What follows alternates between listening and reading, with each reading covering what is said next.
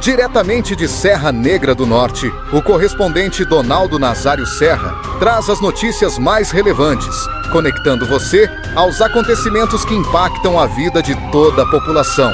A paróquia de Nossa Senhora do Ó celebra no próximo domingo, dia 25, a última celebração religiosa, ou seja, a última missa, com forma de despedida do pároco Padre José Mário de Medeiros. O religioso irá assumir oficialmente no dia 29 deste mês a paróquia de São Francisco de Assis, na cidade de Tenente Laurentino Cruz, enquanto que o Padre Everaldo Araújo de Lucena, ele assumirá a paróquia de Nossa Senhora do Ó no próximo dia 3 de fevereiro, com solenidade de posse canônica presidida pelo bispo diocesano Dom Antônio Ranes. A Prefeitura Municipal iniciou o cadastramento habitacional destinado ao programa Moradia Popular e Financiamento com Subsídio Habitacional. O cadastramento está sendo realizado no Centro Administrativo Gelvanito Pereira de Brito. O programa Moradia Popular dispõe dos seguintes critérios: ser cadastrado no cadastro único, não possuir casa própria, ter renda familiar compatível com o programa. O interessado ou interessada deve apresentar no ato da inscrição os seguintes documentos obrigatórios: RG, CPF de todas as pessoas adultas da família, certidão de nascimento das crianças, comprovante de residência atualizado e título de eleitor. Consta ainda no cadastro do subsídio habitacional os seguintes documentos: identidade como RG ou CNH com foto atualizada, CPF, comprovante de estado civil, comprovante de renda atualizado, além do endereço do requerente. Ainda com relação à Prefeitura Municipal,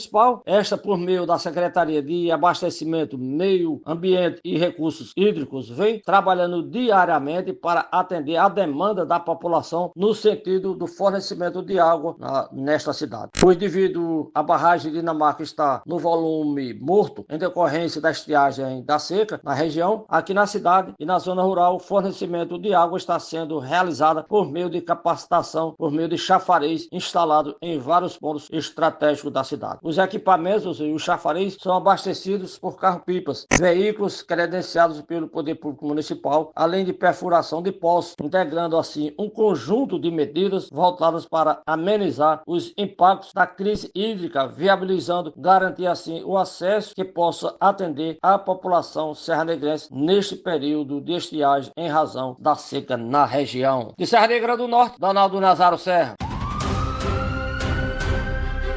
Agora, fique com o editorial da notícia, uma análise precisa e reveladora dos fatos com a imparcialidade, clareza e único compromisso com a verdade. Olá, hoje a gente vai mergulhar em algumas notícias que chegaram de Serra Negra do Norte, lá no sertão do Rio Grande do Norte. A gente tem aqui um resumo informativo e um áudio, os dois de hoje, 23 de janeiro de 2026. E o que eles contam parece à primeira vista bem local, sabe? A igreja da cidade vai trocar de padre, a prefeitura abriu um cadastro para programas de moradia e, bom, o abastecimento de água entrou em colapso. A nossa missão aqui é ir um pouco além da manchete, tentar entender o que essas três histórias juntas contam pra gente, sobre como uma comunidade pequena no Brasil se organiza, como enfrenta seus desafios, né, o dia a dia. Ok, vamos mergulhar nisso. É uma ótima abordagem. Porque quando a gente coloca essas três peças no tabuleiro, fé, moradia e água, elas deixam de ser só notícias isoladas. Elas formam um mapa, assim. Um mapa da vida local. Exato. Um mapa de como a vida acontece ali. O que me parece fascinante é a chance de observar os diferentes mecanismos que a comunidade e o poder público usam para lidar com as mudanças. Algumas são, tipo, cíclicas tradicionais, como na igreja. Outras são burocráticas, planejadas, a habitação. E algumas são emergenciais, uma resposta à crise mesmo, como no caso da água. É um retrato da resiliência em 3 atos. Perfeito. Vamos começar então por esse primeiro ato, o da fé. A paróquia de Nossa Senhora do Ó, ela está vivendo um momento de transição.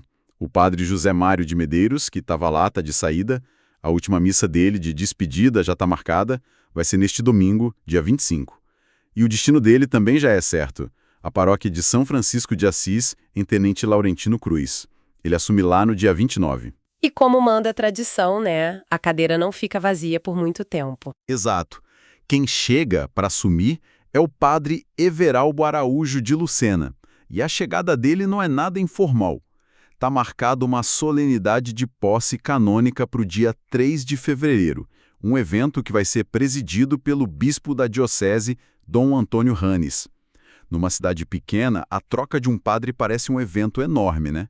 Mas o que isso significa mesmo para a comunidade no dia a dia? Além, claro, da missa de domingo. Essa é a pergunta-chave. Porque, olha, em comunidades menores, especialmente no sertão, a figura do pároco, historicamente, ela transcende a religião. Ele não é só o líder espiritual. Muitas vezes, ele é um conselheiro para questões de família, um mediador de conflitos locais. Uma referência. Uma figura de autoridade moral que participa das decisões, dos eventos da cidade. A paróquia funciona como um centro social, sabe? Então, a troca de um padre é uma mudança numa peça importante dessa engrenagem social. É preciso construir uma nova relação de confiança. Mas essa influência toda, ela ainda é a mesma hoje em dia?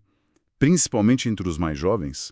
Fico pensando se essa estrutura de poder tão tradicional não compete hoje com outras, tipo a influência da própria prefeitura ou até das redes sociais. É um ponto excelente, não é mais um monopólio da influência, se é que algum dia foi. Hoje é um ecossistema de vozes. Mas o que a estrutura da igreja oferece, e que é único, é a previsibilidade, o rito. A cerimônia. Isso. Veja a notícia. Tem data para saída, data para chegada, uma cerimônia formal com o bispo. Isso cria um senso de ordem, de continuidade que é muito poderoso. E aí entra o que você falou, a confiança. A confiança no padre é pessoal. As pessoas vão confiar no padre Everaldo não por um decreto, mas pela convivência, pela palavra, pela presença dele.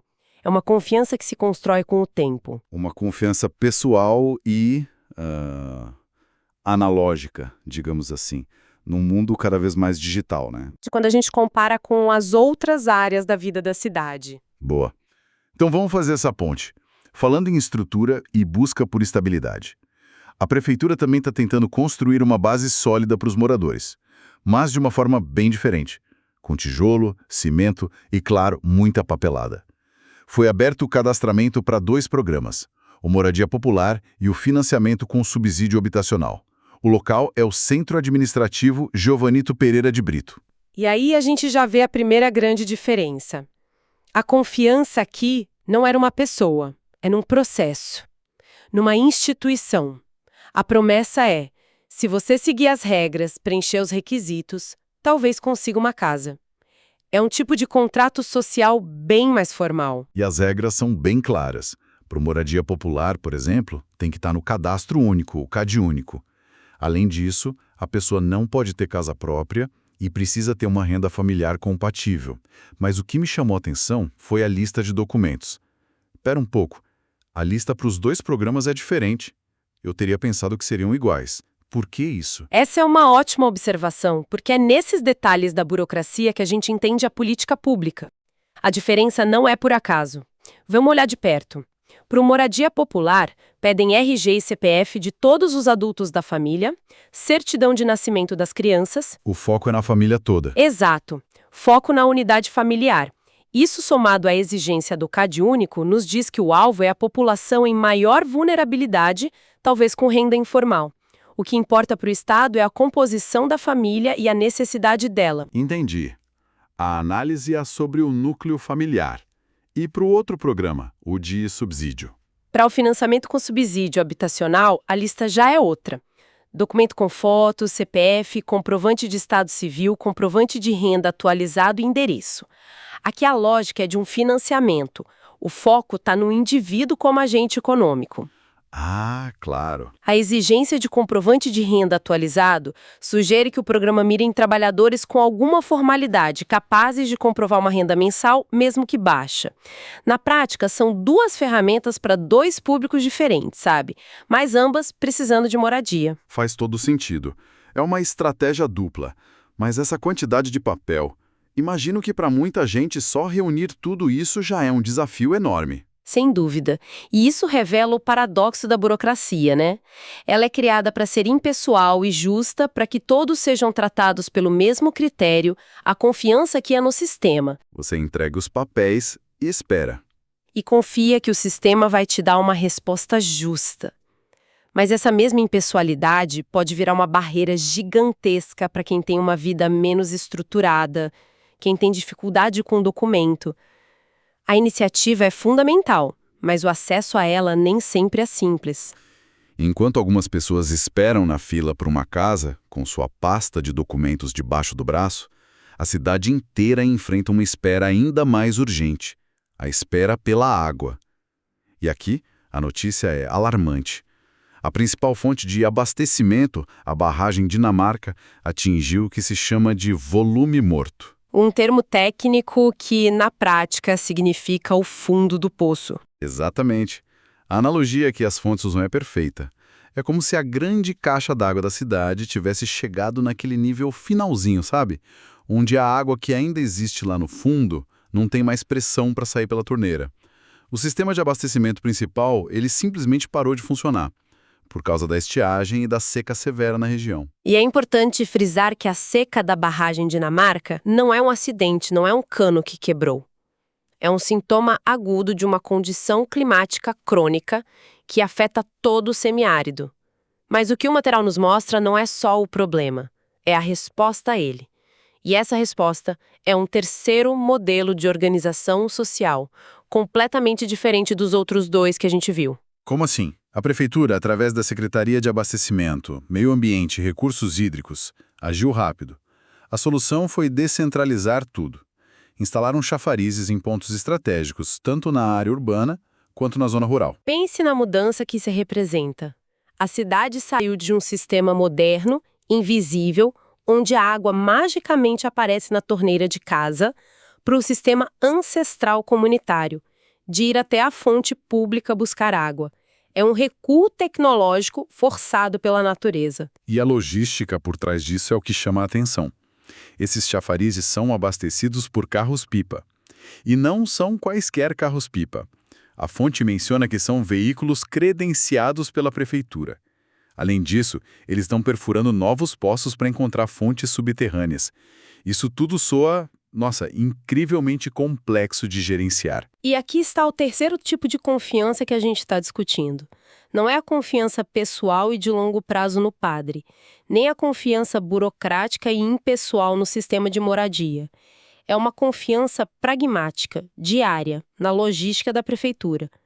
Os moradores de Serra Negra do Norte, os serranegrenses, eles precisam confiar que o carro-pipa credenciado vai chegar. Que a distribuição vai ser justa. Que a água é de qualidade. É uma confiança baseada na necessidade imediata de sobrevivência. A organização aqui não é ritualística nem burocrática. Ela é adaptativa, emergencial. Uau! Olhando por esse ângulo, as três notícias se conectam de uma forma muito poderosa. Em um único dia, num retrato de Serra Negra do Norte, a gente viu a dinâmica da fé se reconfigurando com seus ritos, sua confiança pessoal. Vimos a busca organizada, lenta por moradia, baseada na confiança em um sistema burocrático. E vimos a luta diária e urgente pela água, que exige uma confiança pragmática na capacidade de adaptação, na logística de emergência. São os três pilares que sustentam a comunidade. Cada um operando com uma lógica própria. A estrutura social que se mobiliza para a posse de um padre não é a mesma que preenche formulários para uma casa. Que, por sua vez, não é a mesma que se organiza em filas nos chafarizes. E, no entanto, são as mesmas pessoas vivendo e navegando por esses três sistemas ao mesmo tempo. Isso mostra uma complexidade na vida de uma cidade pequena que a gente raramente para pensar. É um malabarismo constante entre o tradicional, o burocrático e o emergencial. Exato. E essa análise toda sobre Serra Negra do Norte, ela levanta uma questão importante, sabe? Manda. Observando a resposta organizada à crise da água, com veículos credenciados, pontos de distribuição estratégicos e a burocracia detalhada do programa de moradia, o que isso nos diz sobre a capacidade de organização de uma comunidade? E, mais fundo ainda, como essa mesma estrutura social, que se mobiliza com fervor para os ritos de despedida e posse de um novo padre, é a mesma que precisa se adaptar para sobreviver uma seca severa. Isso nos leva a pensar sobre a flexibilidade do nosso tecido social. como uma mesma população consegue operar em modos tão diferentes, o da fé, o da lei e o da necessidade para garantir que a vida continue. É a mesma coesão social sendo aplicada a desafios de naturezas completamente distintas. Fica essa reflexão. Você acabou de acompanhar as principais notícias de Serra Negra do Norte com o correspondente Donaldo Nazário Serra, que há mais de 50 anos vem levando informação com seriedade, compromisso e credibilidade a toda a comunidade do Seridó do Rio Grande do Norte e da Paraíba.